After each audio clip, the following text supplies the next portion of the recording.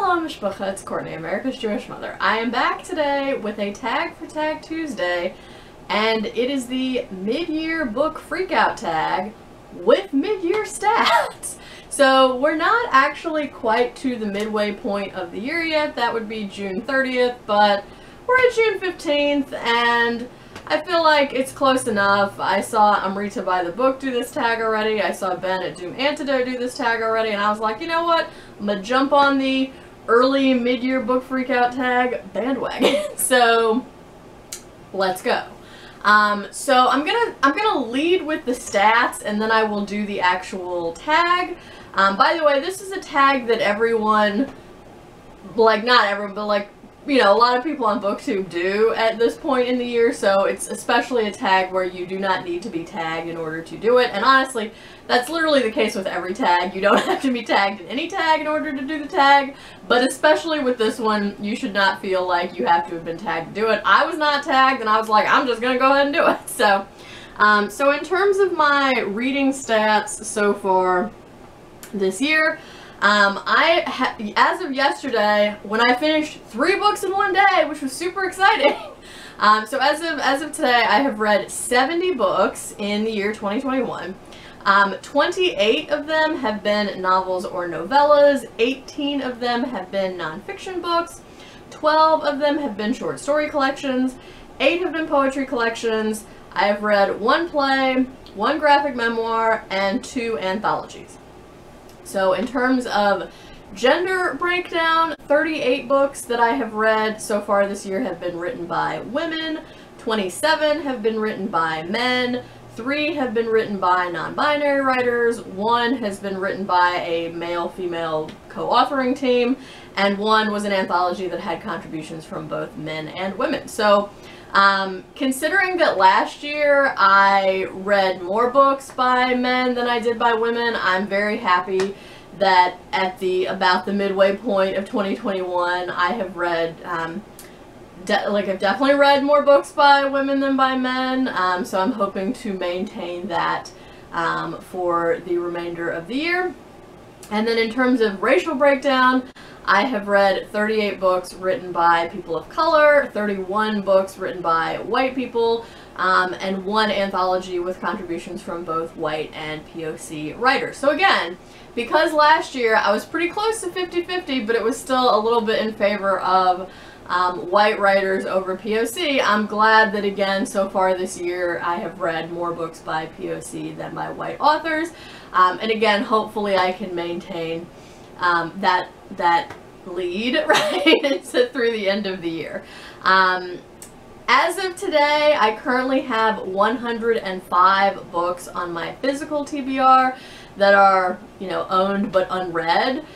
So I'm pretty close to getting that number back down to under 100 and hope to accomplish that by sometime in the first week of July.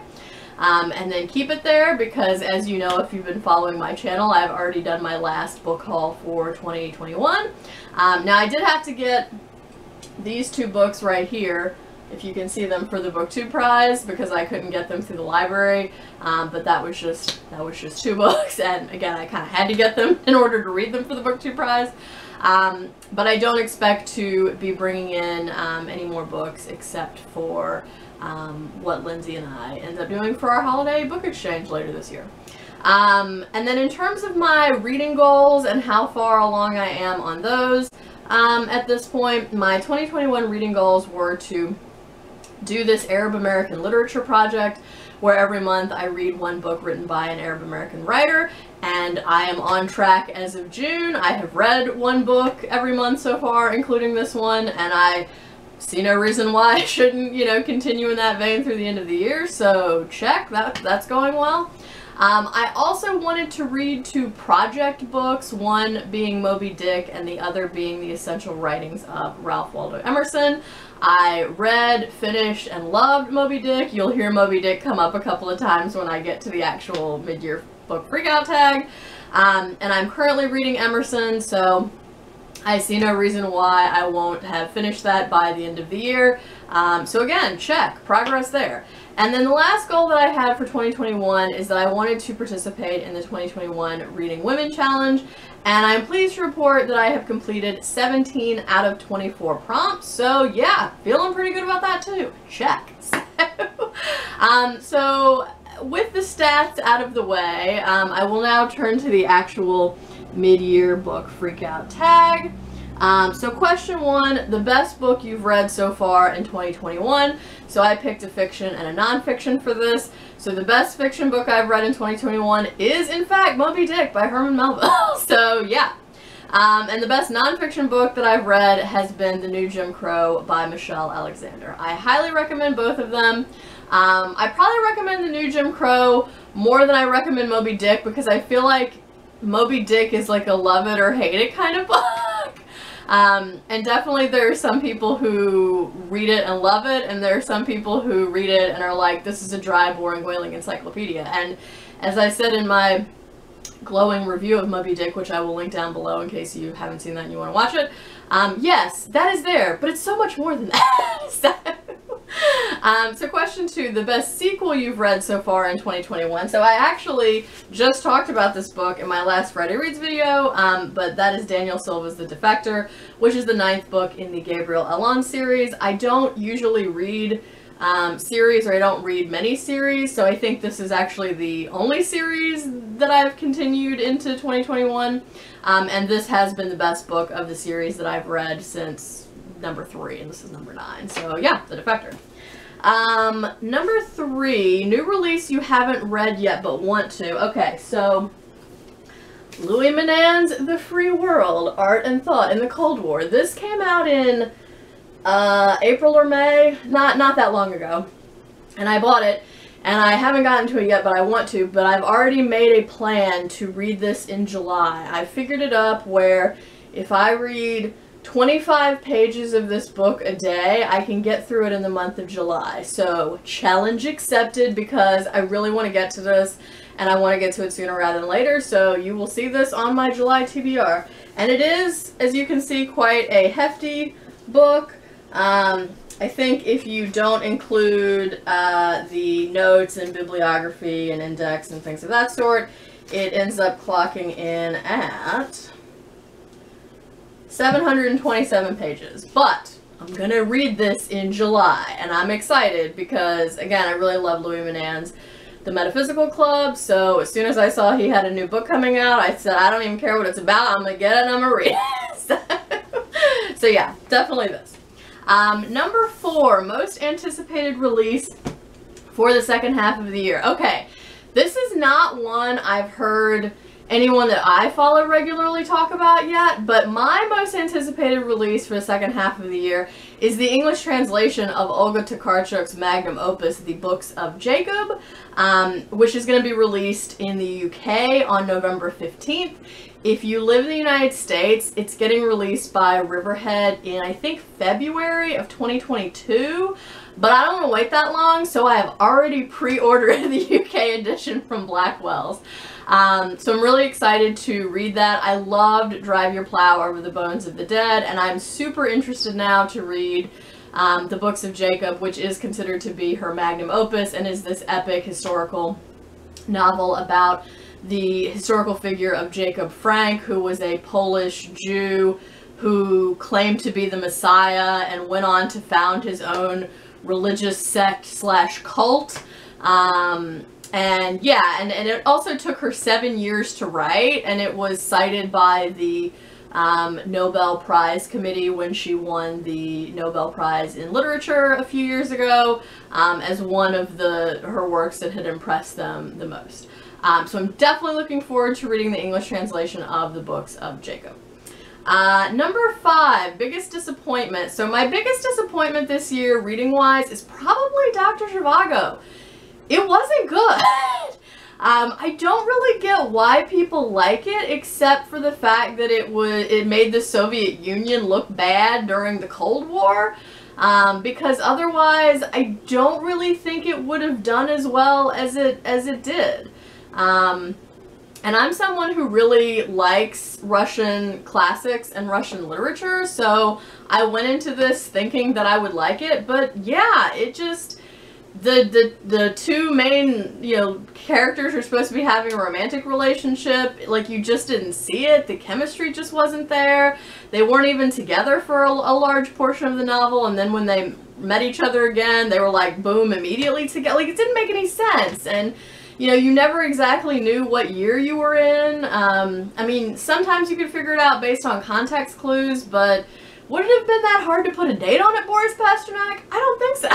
So yeah, it just wasn't good, and part of me thinks maybe one day I should attempt to reread it in the Piotr Walachonsky translation, as I do really like their work, and that was not the translation that I read when I read Dr. Zhivago. But, you know, if that happens, it probably won't be for quite a long time, because again, it just wasn't good. So yeah, Dr. Zhivago, big disappointment. Biggest surprise. Okay, again, Moby-Dick. So I did not expect to love this dusty whaling encyclopedia as much as I did. So yeah, that was a big surprise. Also, yesterday I finished Hong Kong's novella, The Vegetarian, and I don't know what exactly I was expecting from that book, but it was definitely surprising, and whatever I had been expecting, it was not what happened. So that was a big surprise, and I will talk more about that in my next Friday Reads video. Number 7, favorite new author, either debut or new to you. So again, I'm going to go with Olga Tokarczuk, because I read Drive Your Plow earlier this year and I loved it, and I really cannot wait to read the books of Jacob now. Number 8, newest fictional crush. So I'm going to go with Captain Ahab from Moby-Dick, because he's such a seductive character. Even though you know you shouldn't be rooting for him, he's just so seductive. So yeah, I would have read a whole saga just about Captain Ahab. So yeah. Number 9, newest favorite character, Maud from Helen Tursten's short stories, An Elderly Lady is Up to No Good. I aspire to be that level of epic as an old lady. Number 10, book that made you cry. So Antiquities by Cynthia Ozick made me ugly cry. I also got teary over Moby-Dick, over Toni Morrison's The Bluest Eye, and over Marilynne Robinson's Gilead. Number 11, a book that made you happy, An Elderly Lady is Up to No Good by Helene Tursten. And again, if you like cozy mystery stories, or, you know, something in the vein of like a Miss Marple, or, you know, you should read this, because it's really good. Number 12, most beautiful book you've bought this year so far or received. So I had a really hard time figuring out what my answer for this was going to be. So part of me wants to say Antiquities by Cynthia Ozick, which I know it looks very plain on the cover, but like, this book is just so nicely designed. Like, the cover flap is just very substantive, and the design is clean. Like, you just have the title with the author in this nice purple shade, and then you have this middle design that's, again, very sort of clean looking, and then the actual book itself, you can tell, is very well constructed. The paper is not thin or flimsy. Like, this is a well-made book, so good job, Knopf, who was the publisher for this. So that was one option. I also really like Evelyn Shakir's Remember Me to Lebanon. I think this cover is really pretty. It's a naked hardback. And yeah, I just like the cover design. I just think it's pretty. And then my last possible option for most beautiful book is David Bret's biography of Tallulah Bankhead, A Scandalous Life, because it's Tallulah Bankhead, and this is a great picture of her. So yeah, one or more of those three is my answers. And then number 13, what books do you need to read by the end of the year? So my original reading goal on Goodreads that I set at the beginning of 2021 was 75 books. As you already heard me say earlier in this video, yesterday I finished my 70th book of the year, so as of yesterday I upped my goal to 100, which again, I don't foresee that being a problem to meet. So yeah, I want to read all the books, maybe not all of them, but as many as I can. For sure I have to read 3 more BookTube prize books. I have to read 6 more books for my own personal Arab American literature project that I already mentioned. I have 9 more scheduled buddy reads so far. and a partridge in a pear tree. So there you go. So yes, this has been the mid-year stats and the mid-year book freakout tag. So thank you for watching this. Again, if you want to do this tag, please feel free to consider yourself tagged, and I'm tagging everyone. So if you're watching this, you are tagged. And if you don't have a booktube channel, please feel free to let me know what your own answers to this tag would be down in the comments below. So yeah, thank you for watching. I hope everyone is staying healthy and well. I hope you're doing good reading whatever you're reading. And until next time, what do you kill you to call your mother?